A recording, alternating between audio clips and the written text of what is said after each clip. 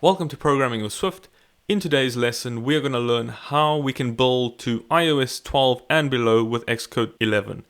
So the issue is that if you've created a new app with Xcode 11, you cannot run it on iOS 12 and below, for the simple fact that it uses things from UI scene and UI scene session, etc. To fix this issue, all we need to do is tell iOS to only use this stuff for iOS 13. But to prove that this issue exists, if I Command B to build my app, everything builds successfully, which is expected because it's set to iOS 13.4 as my target. However, if I set this down to iOS 11 and Command B, we'll see that it fails with many errors. Well, as we can see as well, this is in the scene delegate, and if I scroll down, I should see the app delegate somewhere right there.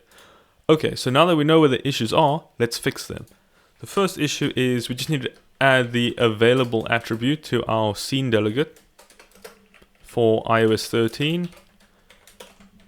I'm going to copy that, and if I Command B, all these errors are gone. And as we can see, there's only 6 more errors to fix. So if I now run it, or go to my app delegate, and I do the exact same thing for these two functions over here, and Command B, those errors disappear, and the build is successful. Let's run this on an iOS 11 device. If I do that, build is successful. Okay, as you can see now that it's on the iOS simulator, there's just a black screen. So to fix this issue, all we need to do is go into our app delegate and add in the window property. So if we build and run this again,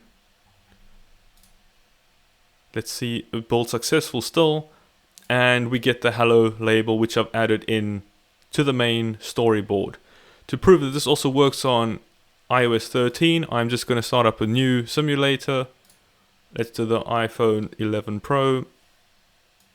And here we can see iOS 13.